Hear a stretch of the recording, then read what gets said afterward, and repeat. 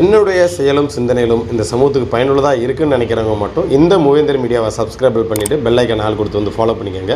மூவேந்தர் மீடியாவுக்கு உதவணும்னு நினைக்கிற உறவுகள் கீழே கொடுக்கப்பட்டுள்ள வாட்ஸ்அப் நம்பருக்கு தொடர்பு கொள்ளுங்கள். நன்றி. உறவுகள் அனைவருக்கும் வணக்கம். நான் தினேஷ் முல்லர். இந்த காணொலி எதற்காண்டி அப்படின்னா, ராமநாதபுரம் மாவட்டம் பரமக்குடியில் இந்திய சுதந்திர போராட்ட வீரர் நல்லாதிக்க நாயகர் தேசிய தலைவர் வே இமானுவேல் சேனார் அவருடைய மணிமண்டபம் கட்டப்படுறதாக நம்ம எல்லாத்துக்குமே தகவல் தெரியும். அது கட்டி முடிக்கக்கூடிய தருவாயில் இருக்குது. கூடிய விரைவில் திறப்புலா வைக்கிறது இருக்குது. என்னை பொறுத்தளவு இப்போ கட்டிக்கிட்டு இருக்கக்கூடியது மணிமண்டபம் கிடையாது, அது திருமண மண்டபம் அப்படின்ற பற்றி தான் இந்த காணொலியில் பார்க்க போகிறோம். ஏன் இது திருமண மண்டபம்னு நான் சொல்கிறேன் அப்படின்றத ஒரு சில ஆவணங்களோடு இந்த தமிழக அரசு திட்டமிட்டு தேவேந்திரகுல வேளாளர் சமூகத்தை எந்தளவுக்கு வஞ்சிக்கிறாங்க அப்படின்ற பற்றி பார்க்க போகிறோம். அதே போல் ஒரு நல்ல விஷயத்தையும் செஞ்சுருக்காங்க. அதை பற்றி தான் இந்த காணொலியில் முழுமையாக நம்ம பார்க்க போகிறோம். ஸோ இந்த காணொலியை பார்த்துட்டு தேவேந்திர பண்பாட்டு கழகத்தோட தலைவர் நம்மள்கிட்ட கோச்சிட்டாலும் சரி, இல்லை அந்த பகுதியில் இருக்கக்கூடிய திராவிட முன்னேற்ற கழகத்தை சார்ந்த நம் சமூகத்தை சார்ந்த அண்ணன்மார்கள் கோச்சிக்கிட்டாலும் சரி, ஏன்னா சில விஷயங்களை நம்ம மனசுக்குள்ளே எதுவுமே வச்சுக்கிற முடியாது. இப்போ இங்கே இவங்க எல்லாரோட மனநிலையும் என்ன இருக்குது அப்படின்னா, இதுவாது கிடைக்குதே அப்படின்ற மனநிலை இருக்காங்களே தவிர்த்து ஸோ ஒரு சில விஷயங்களை மட்டும் இதை நான் ரொம்ப நாளாகவே பதிவு செய்யணும்னு நான் நினச்சேன். ஏன்னா கட்டி திறக்கப்பட போகிறாங்க.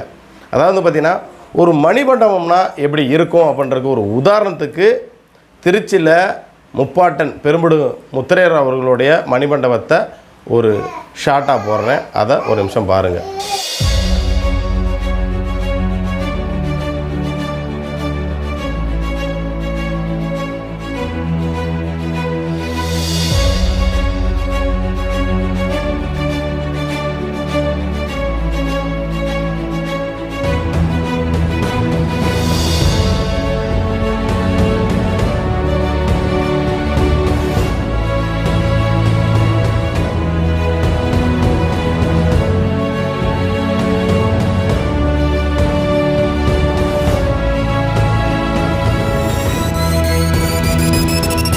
இப்போ நீங்கள் பார்த்துருப்பீங்க, இது திருச்சியில் பெரும்படகும் முப்பாட்டன் முத்தரையர் அவர்களுடைய மணிமண்டபம். இந்த தோற்றம் எப்படி இருக்குது. அதே போல் கவர்னகிரியில் உலகின் முதல் தற்கொலைப்படை தளபதி இந்திய சுதந்திர போராட்ட வீரர் ஐயா வீரன் சுந்தரலிங்க குடும்பனார் அவர்களுடைய மணிமண்டபம் எப்படி இருக்குன்னு பார்த்துருப்பீங்க.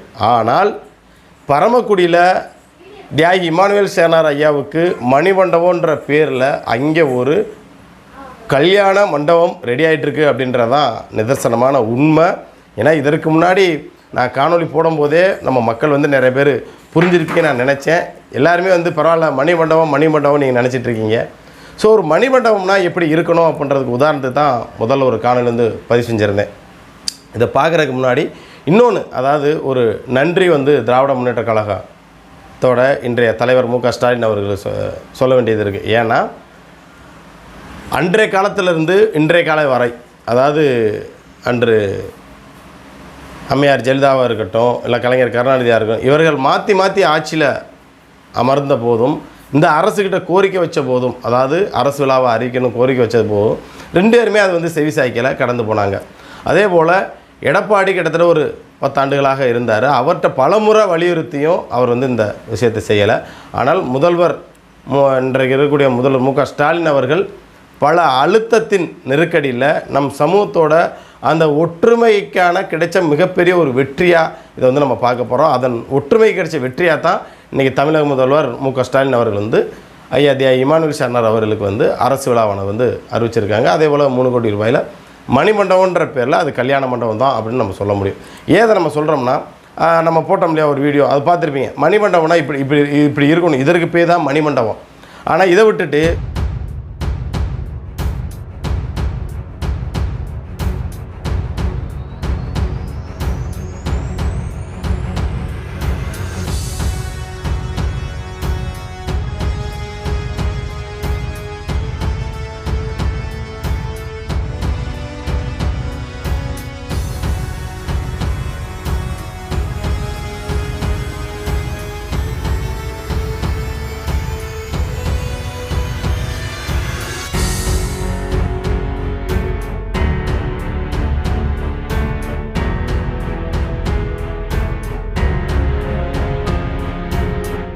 உள்ள ஒரு ஸ்டேஜ் மாதிரி போட்டு இதை வந்து இப்படியே போட்டுற முடியாது, இது வந்து இத்தனை கோடி ரூபா இந்த இடத்துக்கான வேல்யூவு, இந்த கட்டுமானம் பண்ணிக்க இத்தனை கோடி ரூபா வேல்யூவு, இதை இப்படியே போட்டுட்டா அரசுக்கு வருமானம் இல்லாமல் போயிடும் அப்படின்னு கல்யாண நிகழ்வெல்லாம் அந்த மணிமண்டபத்தில் நடக்க போகிறதாகவும் ஒரு தகவல் நமக்கு வந்து சொல்லப்பட்டிருக்குது.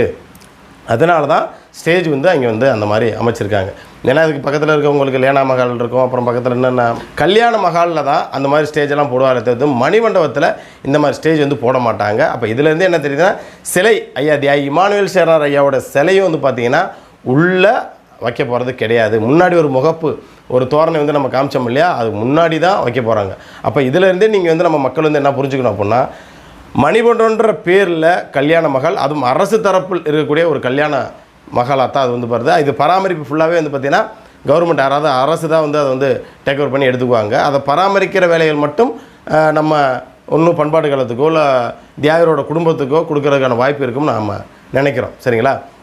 அப்போ மணிமண்டபம் என்றால் மணிமண்டபத்துக்குள்ளே, அதாவது அந்த கட்டடத்துக்கு உள்ளே தான் சிலையை வைத்து அதில் தான் பல்வேறு அரசியல் கட்சி தலைவர்லாம் வந்து அந்த மஹாலுக்குள்ளே, அதாவது மணிமண்டபம் கட்டடம் தான், அந்த கட்டடத்துக்கு உள்ளே தான் சிலை வச்சு வழிபடுவாங்க. அப்படித்தான் இன்றைக்கி நம்ம முப்பாட்டன் வீரன் சுந்தரிங்க குடும்பனாரோட சிலை அப்படித்தான் இருக்குது. அதே போல் இன்றைக்கி பெரும்புடு முத்திரையோட சிலை அப்படித்தான் இருக்குது.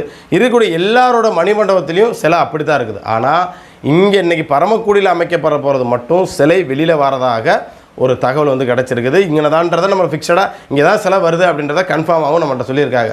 அப்போ இது மணிமண்டபம் கிடையாது, இது ஒரு கண்துடைப்பு. அதாவது இது வந்து பார்த்திங்கன்னா ஒரு கல்யாண மஹால் அப்படி தான் பார்க்கணும். நிறைய பேர் கேட்டாங்க, என்னங்க மேலே வந்து ரூப்ஸ்லாம் போடாமல் ஒரு மாதிரி செட்டாக போட்டிருக்காங்க அப்படின்னாங்க. அப்போ இதுலேருந்தே நம்ம மக்கள் வந்து புரிஞ்சுக்கிற வேண்டிய விஷயம் வந்து நம்ம மக்கள் தான் புரிஞ்சுக்கணும் அப்படின்னு தான் நான் சொல்ல வரேன். புரியுதுங்களா? அப்போ இதுலேருந்து என்ன தெரியுது, அது மணிமண்டபம் கிடையாது, அது அரசு தரப்பில் கட்டப்படக்கூடிய கல்யாண மண்டபம். ஒரே கல்லில் ரெண்டு மாங்கன்னு சொல்லுவாங்கள்ல, அதுதான் இது.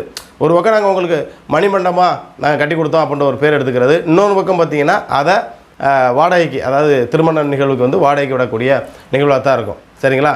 அப்படி தான் அது வந்து வந்துக்கிட்டு இருக்குது. ஏன்னா இது வந்து நம்ம மக்களுக்கு எத்தனை பேருக்கு தெரியும் தெரில, இதை தெரிஞ்சும் சிலர் மறைக்கிறாங்களா அப்படின்னு எனக்கு தெரியலை. சரிங்களா? சில விஷயங்கள் மனசுக்குள்ளே வச்சுக்க முடியல, சரி வெளிப்படையாக மக்கள் பார்வைக்கே கொண்டு வந்துடுவோம். ஆனால் ஏன் இந்த கூட நான் சொல்லேன், ஏன் இத்தனை நாள் இல்லாமல் இன்றைக்கி அதை வந்து நீ சொல்கிற அப்படின்னோட ஒரு சில பேருக்கு வந்து ஒரு கேள்விகள் வந்து எழும்பலாம். நான் முதல் முறையாக, அதாவது இதற்கு முன்னாடி மணிமண்டபத்தோட கள நிலவரம் அப்படின்னு போடும்போதே நம்ம மக்கள் வந்து எல்லோரும் புரிஞ்சுக்குவேன் நம்ம நினச்சோம்.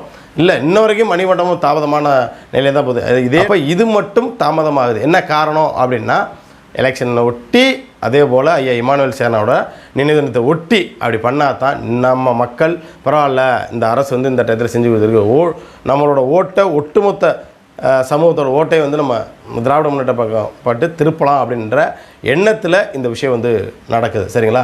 இதை நம்ம மக்கள் எப்போ புரிஞ்சுக்க போகிறோம்னு தெரில. இன்ன வரைக்கும் நம்ம சமூகம் அரசியல் அங்கீகாரம் பெறாமல் இருக்குது அப்படின்னா, இப்படியே தேவேந்திர வேலை அரசாணைக்கு நம்ம வந்து வலுவாக நின்னமோ அதே போல் நம்ம இந்த பட்டியல் வெளியிட்ட கோரிக்கைக்கு நம்ம எல்லாருமே நிற்கணும். ஆனால் இதில் எல்லாருமே பிரிஞ்சு ஆளாளுக்கு தனித்தனி நிற்கிறோம். அதே போல தான் அரசியல். சரிங்களா? ஏன்னா ஒரு தலைமை, அதாவது உங்களுக்கு எந்த தலைமை இன்றைக்கி மருத்துவர் திரு கிருஷ்ணசாமி அவர்களாக இருக்கட்டும், இல்லை அண்ணன் திரு ஜான் பாண்டியன் அவர்களாக இருக்கட்டும், உங்களுக்கு யார் பக்கத்து தோணுதோ அவங்களுக்கு கரம் கொடுங்க. சரிங்களா? அவங்களுக்கு வரக்கூடிய தேர்தலில் வந்து அவங்களுக்கு ஆதரவாக, ஒன்று இவரை பிடிச்சவங்க இவருக்கு ஆதரவு கொடுத்து அவருக்கு பக்கபலமாக நில்லுங்க, இல்லை அப்படின்னா இவருக்கு ஆதரவு கொடுத்து இவருக்கு பக்கபலமாக நில்லுங்க. இப்படி நின்னால் மட்டும்தான் இது சாத்தியமாகும். ஆனால் நீங்கள் டைரெக்டாக நான் திமுகவை சார்ந்து நிற்கிறேன், நான் அதை போயிடுறேன், நான் உங்களுக்கு ஆதரவு கொடுக்குறேன், அதே போல் நான் வந்து அதிமுகவுக்கு டைரெக்டாக நான் போகிறேன் அப்படின்னு போகாமல் இவர்கள் பின்னாடி நாங்கள் நிற்கிறோம் நீங்கள் காமிச்சிங்கன்னா மட்டும்தான் இந்த சமூகத்தை அரசியல் ரீதியாக அரசியல்வாதிகள் வந்து பார்ப்பாங்க. அப்போ நம்ம என்ன சொல்ல வரோம் அப்படின்னா, எல்லாத்துலேயுமே இந்த சமூகத்தை ஏமாற்றக்கூடிய வேலையை பல்வேறு அரசியல் கட்சியும் தொடர்ந்து முன்னெடுத்துகிட்டே இருக்குது. அதே போல் இந்த பட்டியல் வெளியேற்ற கோரிக்கையை தமிழக பாஜக வந்து எந்தளவுக்கு அழுத்தம் கொடுக்க போகுதா, இல்லை அதை கடந்து போகுதா அப்படின்ட்டு அன்னைக்கு நயனா நாயந்தன் அவர்கள் பேசுகிறதோட சரி, அதுக்கப்புறம் இன்னும் அது கடந்து போகக்கூடிய ஒரு சூழல் இருக்குது. அப்போ எல்லாருமே ஒரு குறிப்பிட்ட அரசியலுக்காண்டி மட்டும்தான் நம்ம தேவேந்திரோட வேளாண் சமூகத்தை மட்டும் பயன்படுத்துகிறாங்க. அதனால தான் இன்றைக்கி ஐயா இமானுவேல் சேனாவோட மணிமண்டபமாக இல்லாமல் இன்றைக்கி ஒரு கல்யாண மஹாலாக தான் கட்டப்பட்டுக்கிட்டு இருக்கே தவிர்த்து வந்து நம்ம எல்லோரும் நினச்சிட்டு இருக்கோம் அது மணிமண்டபம் அப்படின்னு. என்னை பொறுத்தளவு அது ஒரு மஹால். நீங்கள் வேணும்னா பாருங்கள், திறப்புலா நடந்து முடிஞ்சதுக்கு பிறகு கல்யாண நிகழ்வுலாம் அந்த மண்டபத்தில் நடக்குதான்னு பாருங்கள். எந்த மணிமண்டபத்திலேயாவது வந்து பார்த்திங்கன்னா கல்யாண நிகழ்வு நடக்குமா? நடக்காதில்ல. உண்மையிலே அது மணிமண்டபமாக அமைய போகுதா, இல்லை கல்யாண மகாலாக மாறப்போகுதா அப்படின்றத பொறுத்திருந்து, நான் சொல்கிறது பொய்யா இருந்தால் பொறுத்திருந்து நம்ம மக்கள் வந்து பாருங்கள். ஐயா இமானுவேல் சேனாவோட சிலை வெளியில் அந்த வராண்டாவில் ஹாலில் தான் வரப்போகுது, வெளியில் தான் வரப்போகுது. அதே போல் உள்ள எதுவுமே சிலையெல்லாம் வைக்க மாட்டான்னு நினைக்கிறேன். மணிமண்டபம்னா கட்டுறதுக்கு உள்ளே தான் சிலை இருக்கணும், அந்த உள்ள ஸ்டேஜ் மாதிரி போட்டது அதுக்குள்ளே தான் சிலை இருக்கணும். அப்படி உள்ள சிலை வச்சால் அது மணிமண்டபம், வெளியில் சிலை வச்சா அது கல்யாண மகால் அப்படின்றத நம்ம மக்கள் வந்து புரிஞ்சுக்கிருவீங்க. இன்றைக்கி நான் சொல்கிறத விட வந்து ஏதோ ஒன்று சொல்லிட்டு இருக்காண்டா அப்படின்னு நீங்கள் வந்து நினைக்கலாம். ஆனால் அது நடக்கும்போது நம்ம மக்களுக்கு வந்து புரியும். இன்னும் நம்ம சமூக மக்கள் எந்த அளவுக்கு ஏமாளித்தனமாக இருக்கிறோம் அப்படின்றத நம்ம உணரணும். அதே போல் நம்ம இளைஞர்கள் எதுக்கோ போட்டி வரீங்க மாட்டு சமூகத்தோட கல்வியில் அவங்களோட நம்ம மேலே வரணும்னு போட்டி ஓடணும், பொருளாதாரத்தில் அவங்களோட மேலே வரணும்னு போட்டி ஓடணும், அரசியல் அவங்களோட மேலே வரணும்னு போட்டி ஓடணும். அதை விட்டுட்டு சொந்த சமூகத்துகளே போட்டி வரோம், சொந்த சமூகத்துகளே விமர்சனம் பண்ணிக்கிறோம். ஸோ வருங்காலங்களில் இது போன்ற கசப்பான விஷயங்களை வந்து தவிர்த்து விட்டு சமூக முன்னேற்றத்துக்கு என்ன தேவையோ அதற்கான விஷயத்தை நம்ம ஒட்டுமொத்த தேவேந்திர வேலை சமூக உறவுகளும் முன்னெடுக்கணுன்ற ஒரு அன்பான வேண்டுகோளை வைத்துக்கொண்டு மீண்டும் ஒரு காலம் சந்திக்கிறேன். நன்றி.